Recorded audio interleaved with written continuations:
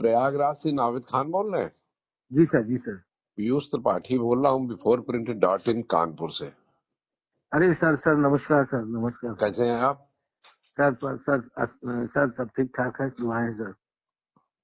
Before print के viewers आज प्रयागराज से विधानसभाओं के बारे में अपना राजनीतिक आकलन, वहां जमीनी हकीकत बताने के लिए मौजूद है हमारे साथ प्रयागराज के वरिष्ठ पत्रकार नाविद खान। नाविद खान साहब, आपकी इलाहाबाद प्रयागराज लोकसभा में कितनी विधानसभा सीटें हैं? सर 12 विधानसभा। 12 विधानसभाएं हैं अकेले लोकसभा प्रयागराज में? नहीं, दो लोकसभा है, इलाहाबाद के नाम से है और फूलपुर के नाम से है। फूलपुर और इलाहाबाद नहीं, हम केवल प्रयागराज के बारे में। आप प्रयागराज के बारे में बात करेंगे या फूलपुर के बारे में? सर प्रयागराज जिले में तो फूलपुर भी आता है और पूरे प्रयागराज जिले में 12 विधानसभा है। लेकिन लोकसभा सीट तो 2 है ना? लोकसभा क्षेत्र 2 है। लोकसभा क्षेत्र तो 2। पहले हम फूलपुर के बारे में बात करते हैं जी। फूलपुर में 6 विधानसभाएं हैं। फूलपुर लोकसभा में 6 विधानसभाएं जी। कितनी सीटें किसके पास हैं मौजूदा टाइम में? मौजूदा टाइम में फूलपुर में गंगापार क्षेत्र लगता है वो जी। तो गंगापार क्षेत्र में चार विधानसभा भाजपा के पास। अच्छा। और 2 बसपा के पास थी पिछले 2017 में। जी जी जी, वही पूछ रहा हूँ मैं जी। इस बार क्या ट्रेंड चल रहा है? क्या वोटर महसूस कर रहा है विकास के मुद्दे पर वोट करेगा? करता दिख रहा है, करेगा तो बाद की बात है। तो विकास का मुद्दा है, स्थानीय राष्ट्रीय मुद्दे हैं, कोरोना काल में केंद्र और राज्य सरकार द्वारा किए गए काम हैं, पानी, बिजली, शिक्षा, स्वास्थ्य, सफाई, सुरक्षा जैसे मुद्दे हैं, या जातीय समीकरण जी। क्या है इनमें से? देखिए सर, देखा जाए तो 5 सालों में देखा जाए तो विकास के नाम पे जैसे सड़कें तो बनी, नो डाउट, और मेन चीज रोजगार, यहाँ सबसे मुख्य मुद्दा रहा है रोजगार जी। और किसानों का एक मुद्दा है जो छुट्टा जानवर। अच्छा। तो जिस रोजगार तो इन 5 सालों में लोगों को मिला नहीं। जितने भी अगर वैकेंसीज आई, कोई वैकेंसी ठीक से मतलब देखा जाए तो नियुक्तियां नहीं हो पाई। हाँ। और या तो वो कोर्ट चली गई या तो रद्द कर दी गई। जी। एक मुद्दा तो ये है, युवाओं का सबसे बड़ा मुद्दा है। हाँ। कोरोना काल में भी लोग परेशान हुए। आज जो राशन दिया जा रहा है, यही राशन अगर कोरोना काल में दिया जाता, हाँ, तो उसका एक अलग प्रभाव पड़ता। जी जी जी जी। और रही बात चुनाव, इस बार चुनाव कांटे की टक्कर रहेगी। किन पार्टियों में? मेन 2 ही पार्टी है, सपा और भाजपा, लेकिन कहीं कहीं बसपा भी आ गई है। लेकिन सबसे बड़ी बात यह है कि जो भाजपा के घटक दल हैं, हाँ, उनको भी कुछ सीटें मिल गई हैं। जैसे गंगा पार की अभी सुनने में आया है 2 सीटें हैं, एक अभी कंफर्म नहीं की गई है चुनाव की। हाँ, और यही हाल जमुना पार में है। हाँ। जमुना पार में भी अभी 12 विधानसभा में एक और कुराओं में कांग्रेस ने अभी अपनी सीट नहीं दी। हाँ। और इधर 12 विधानसभा में भी न बीजेपी ने चलिए, अपना ये तो राजनीतिक पार्टियों का हाल हो गया, किसने कैंडिडेट दिया, किसने कैंडिडेट अभी तक नहीं दिया, अभी वक्त है उनके पास में। मगर आप जनता के बीच में घूमते रहते हैं जी। जनता किस तरह का मन बना रही है जातीय आधार पर? देखिए, वोट की का ट्रेंड एक तरह तो होता नहीं है जी। उसमें एक विधानसभा में 6 तरह की बातें होती हैं। जी। कभी बिरादरी का प्रत्याशी मनपसंद पार्टी से आ गया, कभी बिरादरी का प्रत्याशी मनपसंद पार्टी से नहीं आया। तमाम बातें होती हैं जिनको लेकर के तो आप आम जनता के बीच में बने रहते हैं, पत्रकारिता करते हैं, लोगों से बात करते हैं, उसका विश्लेषण करते हैं, उसके निहितार्थ तलाशते हैं। तो क्या लग रहा है आपको? देखिए सर, आप तो ये जानते ही होंगे, आप हमारे सीनियर रहे हैं आप ये तो जानते ही होंगे कि उत्तर प्रदेश हो या बिहार हो, ये जाति समीकरण से चुनाव होता है। ठीक है।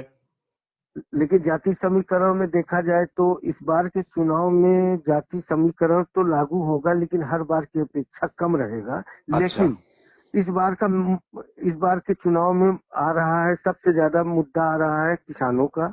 अच्छा। जैसे धान खरीद नहीं हो पा रही, अभी भी लोगों के अच्छा। धान आज भी धान नहीं खरीद हो पा रही है। अच्छा। अच्छा जैसे किसानों से बात की जाए, जी। इधर छुट्टा जानवर सबसे हाँ मुख्य मुद्दा है। हाँ जैसे डीजल का दाम बढ़ना, जी। और कुछ किसानों का कहना है कि डीएपी खाद की बोरी पहले 50 किलो की आती थी, आज 45 किलो की हो गई, उसके बाद भी उसका रेट बढ़ गया है। जी जी जी। कृषि यंत्रों में भी 28% की जीएसटी है। हाँ। इसको लेके किसानों में भी इस बार कुछ किसान बदलाव के मूड में है, लेकिन अभी वक्त है चुनाव में। चुनाव तो 2 दिन पहले भी पलट जाता है। हाँ हाँ, नहीं नहीं, वो ठीक बात है, हम उस पर बात ही नहीं कर रहे हैं। हम तो केवल जनता का रुख टटोल रहे हैं। फूलपुर में क्या खास बात है, क्या खास चीजें ऐसी हैं जो उल्लेखनीय है, और क्या ऐसा है कि अगर ये कर दिया गया होता तो लोग खुश होते? इस पर जरा रोशनी डालिए आप। जैसे कोई कल कारखाने लगाए गए होते, जैसे मवाइमा में एक कटाई मिल, कोई फैक्ट्री थी जो कई वर्षों से बंद पड़ी है। अच्छा। उसको अच्छा। अगर चालू कर दिया जाता तो कुछ लोगों को रोजगार मिल जाता। हाँ। और बेरोजगारी तो मुद्दा है ही है। जैसे अगर कहीं रोजगार का कोई स्रोत बना दिया जाता, जिससे युवा वर्ग। क्या पलायन इस क्षेत्र से ज्यादा है? नहीं, पलायन तो गंगा पार से नहीं है, जमुना पार से ज्यादा है। अच्छा, जमुना पार माने जिला प्रयागराज, जिला प्रयागराज, लोकसभा प्रयागराज, लोकसभा इलाहाबाद। लोकसभा अभी तक इलाहाबाद के नाम से। हाँ ठीक है, कोई बात नहीं है। हाँ, लोकसभा इलाहाबाद में अभी हम लोग जमुना। फूलपुर की बात कर रहे थे। जी तो जी फूलपुर की विधानसभाओं में किसानों की समस्याओं को लेकर के जी। वोटर थोड़ा विचार विमर्श कर रहा है कि इस बार हाँ किसानों के साथ कुछ नहीं किया गया, इसलिए वो वोट करेगा। जी जी जी, कि मतलब वहाँ मेन मुद्दा, क्योंकि वो एरिया जो गंगा पार का एरिया है जी, वो किसानी से ही ज्यादा है। अच्छा अच्छा, कृषि वहाँ प्रधान है वो। हाँ, वो कृषि प्रधान है। और वहाँ कल कारखाने भी एक है, वो जो बहुत पुराना है, फूलपुर में ही, प्रॉपर फूलपुर में ही इफ्को फैक्ट्री, खाद फैक्ट्री है जी इफ्को। जी जी। बाकी रोजगार का कोई साधन नहीं। इसको कौन सी खाद बनाता है? यूरिया बनाता है, डीएपी बनाता है, सब कुछ। यूरिया डीएपी दोनों बनाता है, और वहीं के किसानों को यूरिया डीएपी नहीं मिल रही है। अब यही तो मेन मुद्दा है कि चिराग तले अंधेरा। चिराग तले अंधेरा। जी हाँ सही बात है। कम से कम कोई मानक अगर ये तय कर लिया जाता कि हम फूलपुर क्षेत्र के किसानों को कम से कम जहाँ पे फैक्ट्री है वहां पर तो हम उपलब्ध करा दें, जी। तो वहां भी नहीं हो पा रहा है। हाँ, और जबकि ये पूरे उत्तर प्रदेश में अब जब बुआई का समय था, जब वो खेतों में बुआई का समय था, उस समय लोग भटक रहे थे। लोग बढ़े हुए दामों से ले रहे थे, ब्लैक से ले रहे थे, कहीं से भटक रहे थे। जिसको जरूरत है 5 बोरी की, उसको मिल रहा था 2 बोरी। इसको लेकर आक्रोश है किसानों में। हाँ, और सबसे बड़ा मुद्दा है छुट्टा जानवर। अच्छा। अब जैसे कुछ किसानों का कहना ये भी है कि अगर उनके पास सपोज करिए कि 20 बीघे खेत के काश्तकार हैं, हाँ हाँ हाँ। तो आज वो 5 बीघे बोने को मजबूर है। उसमें भी उनका कहना है कितने में हम बाड़ा लगाएंगे, कितने में हम बाउंड्री करेंगे, कहाँ तक जानवरों से बचा पाएंगे हम? हाँ, रात रात भर लोग जाग रहे होंगे तमाम तरह का। अच्छा, गोवंश है तो उसको मार भी नहीं सकते। मार भी नहीं सकते। ठीक कह रहे हैं। कुल मिलाकर के फूलपुर क्षेत्र में, मतलब जिला प्रयागराज की फूलपुर लोकसभा क्षेत्र की चारों विधानसभा सीटों पर बहुत बड़ा जाति आधार नहीं है, जातीय गोलबंदी नहीं। आधार तो है, क्योंकि वो ज्यादातर कुर्मी बाहुल्य है। अच्छा जी, जाति आधार तो जात अगर जाति आधार पे होगा चुनाव। हाँ। अभी तक तो ऐसा नहीं समझ में आ रहा है जाति आधार। अच्छा अच्छा अच्छा। नहीं नहीं, और हम इसी वक्त की बात कर रहे हैं। आज हमारी आपकी बातचीत हो रही थी, आज बहुत जातीय गोलबंदी नहीं दिखाई दे रही है। नहीं, इस बार लोगों को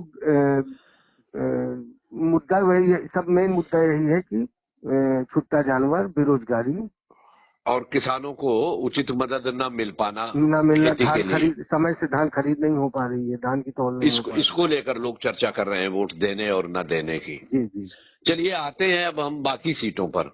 जी। तो वो अभी तक हम लोगों ने बात की फूलपुर, अब हम इलाहाबाद से सटी हुई, यानी प्रयागराज से सटी हुई जो 8 शहर सीटें, की शहर की शहर शहर की की 8 सीटें हैं। शहर में 3 सीटें हैं। शहर में 3 सीटें हैं। जी। शहर का क्या माहौल है? सफल कुंभ का आयोजन, प्रधानमंत्री का आगमन,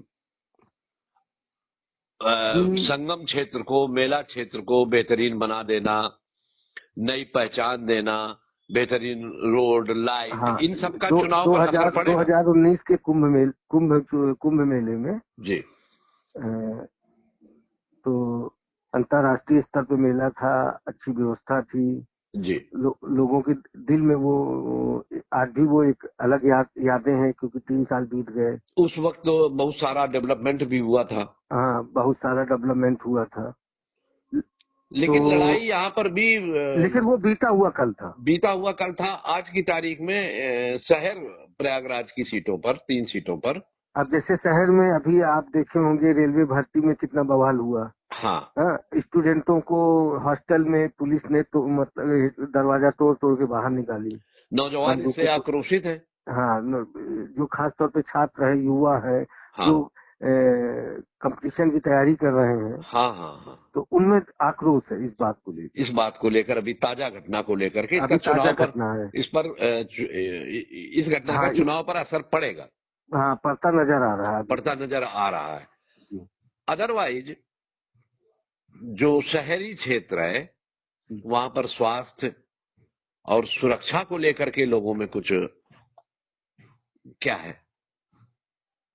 देखिए देखा जाए कानून व्यवस्था तो ठीक रही, अच्छा और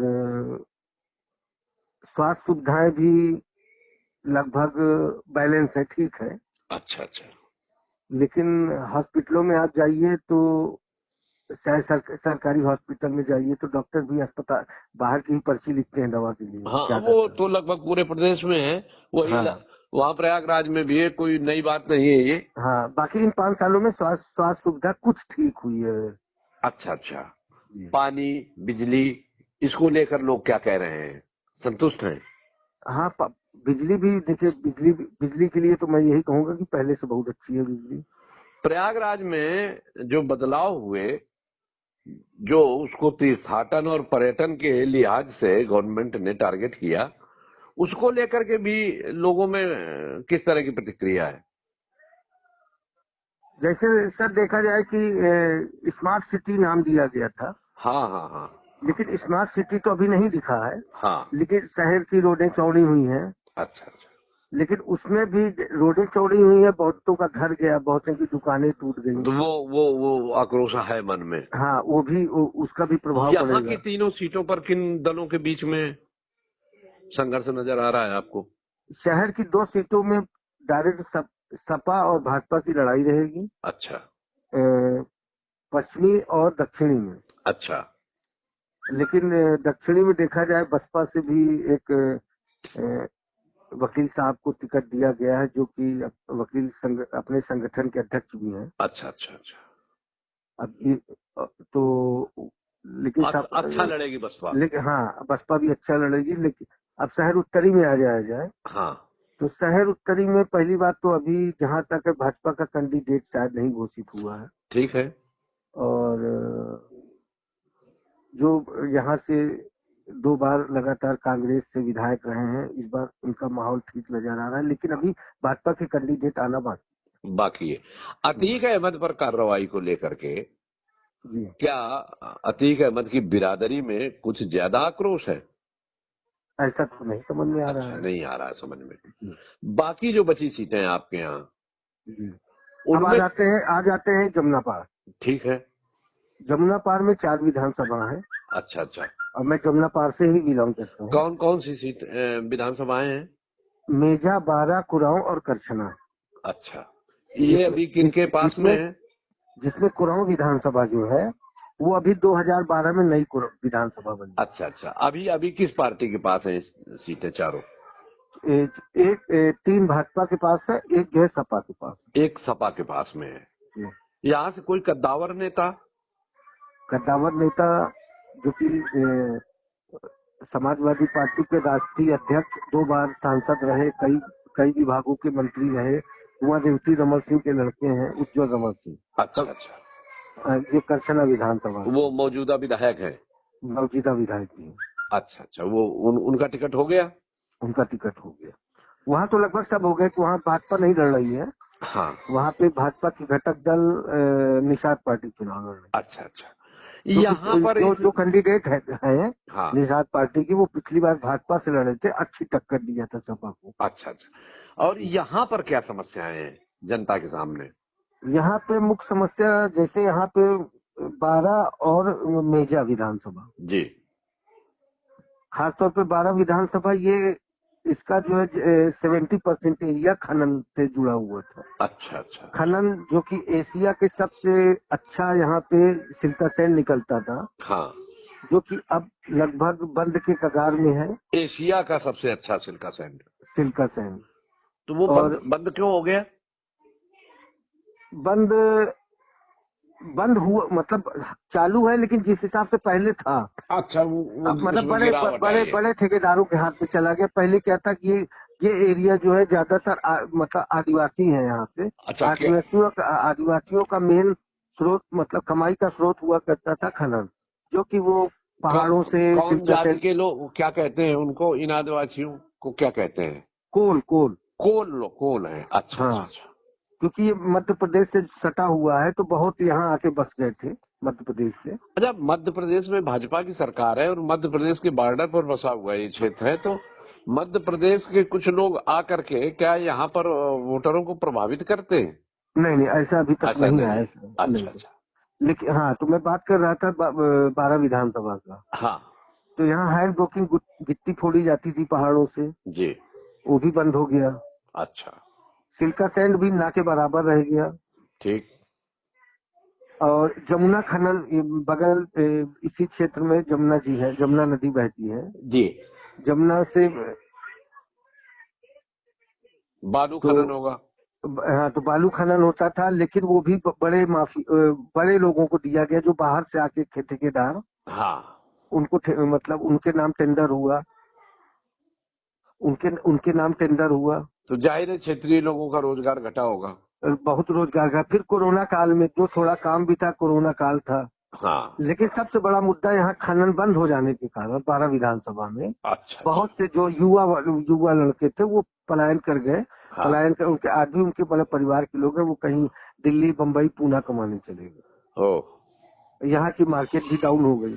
हाँ, और तो एक यहाँ पे किसानों की जमीन एक्वायर करके, जमीन अधिग्रहित की गई करके पीपीजीसीएल पावर प्लांट बनाया गया। हाँ, तो किसानों की जमीन अधिग्रहित की गई, और लेकिन सरकार में नहीं, पिछली सरकार में बना। तो लोगों ने ये सोचा कि पावर प्लांट आया यहाँ पे हाँ, तो लोगों को रोजगार मिलेगा। हाँ, तो रोजगार शुरू में तो इन्होंने जब तक मजदूरी करना था रोजगार दिया, हाँ, लेकिन जब इनका प्लांट बन के तैयार हुआ, प्रोडक्शन इनका शुरू हुआ, हाँ, तो आज भी बहुत से जिनकी जमीनें गई थी उनको तो निकाल भी दिया गया, जिनको दबाव में रखा भी गया, तो आज भी वो लेबर के ही नौकरी करने पर मजबूर। इस बात को लेकर चुनाव पर असर पड़ेगा? अब मुद्दा तो इस समय रोजगार का है, पड़ भी सकता है। हाँ, और एक सबसे बड़ा मुद्दा यहाँ पे है, यहाँ पे रिफाइनरी पेट्रोलियम, भारत पेट्रोलियम की रिफाइनरी की जमीन करीब आज से 15 साल पहले अधिग्रहण की गई थी, जी, लगभग हजारों बीघे जमीन। हाँ, और आज तक उस जमीन में वो कोई भी काम नहीं हुआ, और वो जमीन पहाड़ी जमीन थी। हाँ, तो लोगों को रोजगार का मुद्दा मिलता। हाँ, और जनेश्वर तत्कालीन जो उस समय पेट्रोलियम मंत्री थे, जनेश्वर मिश्रा की देन थी। जी, लेकिन आज भी वो उसी ठंडे बस्ते में पड़ा। यानी आपकी ये 12 सीटें 2 लोकसभा क्षेत्र में बटी हुई 12 सीटों पर हर सीट पर अलग अलग ढंग से वोट पड़ने की संभावना है। हाँ कहीं पर अन्ना जानवर। हाँ। तो अब जैसे सर एक बार रोकूंगा मैं आपको। जी जी जी जी। जैसे कुरांव विधानसभा है, हाँ कुरांव विधानसभा भी मध्य प्रदेश का बॉर्डर है। हाँ। कुरांव विधानसभा जो कि धान का कटोरा कहा जाता है, अच्छा अच्छा। इसको यूपी का धान का कटोरा कहा जाता है। हाँ यहाँ का मुख्य मुद्दा है धान खरीद नहीं हो पाई, हाँ पानी की समस्या बरकरार है। हाँ। यहाँ लड़कियों को पढ़ने के लिए कोई सरकारी गर्ल्स कॉलेज नहीं है। ये विधानसभा 2012 में बनी थी। इसके पहले मेजा और कुरांव एक हुआ करता था जी। और यहाँ पे जब मेजा कुरांव एक हुआ करता था तो राजबरी जैसल यहाँ से बसपा के विधायक हुए 2 बार। हाँ कम्युनिस्ट पार्टी से रामकृपाल हुए। हाँ। उसके पहले जब मेजा हुआ करता था तो विश्राम दास जी हुआ करते थे कांग्रेस से जी। और इसी विधानसभा में कटाई मिल है जो कि 30-35 साल से बंद पड़ी। आज तक उसको किसी भी नेता या जनप्रतिनिधि ने इसको शुरू करने की जहमत नहीं उठाई। ठीक है। अगर इस कटाई मिल को आज खोल दिया जाता तो कम से कम इस क्षेत्र के लोग कुछ लोगों को तो रोजगार मिलता। ये सब दर्द छिपे हुए हैं जी। यानी संगम नगरी और फूलपुर, ये इनकी सारी विधानसभाओं में अलग अलग फैक्टर हैं जी, अलग अलग लोगों की सोच है, अलग अलग तकलीफें हैं जी और अलग अलग उपलब्धियां भी होंगी। जी जी। जाहिर बात है। तो जी कहीं पर जातीय आधार है, कहीं पर रोजगार मुद्दा है, यही तो कह रहे हैं आप। जी जी जी। इस तरह से वोटिंग होने की संभावनाएं हैं। चुनाव तो अभी बाकी है। अभी तो कौन से चरण में है? चौथे में? 5वें चरण में। अभी तो वक्त भी है। जी जी। तो आपने इन सारी विधानसभाओं में भ्रमण किया जी। तो आपको यही समझ में आया कि अलग अलग विधानसभा में अलग अलग मुद्दों पर लोग वोट करने की सोच रहे हैं। जी जी। अब बाकी अभी तो समय है, चुनाव तो 2 दिन पहले भी बदल जाता है। हाँ, 2 दिन पहले भी बदल जाता है। हम कोई भविष्यवाणी बिफोर प्रिंट कभी भी चुनाव की भविष्यवाणी करता भी नहीं है। जी। और किसी के पक्ष में या किसी के विपक्ष में कोई हम टिप्पणी भी नहीं करते हैं। हम तो अब जैसे सर एक बात और बताएंगे, 12 विधानसभा में एक नया ट्वीट आ गया चुनाव में। अच्छा।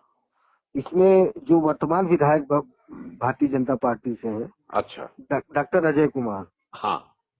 डॉक्टर अजय कुमार कल जो है इन्होंने पार्टी इनको टिकट नहीं दी या पार्टी यहाँ की सीट जैसे अभी चर्चाओं का बाजार गर्म है। हाँ। यहाँ की जो सीट है वो जा रही अपना दल एस के खाते में। अच्छा अच्छा अच्छा।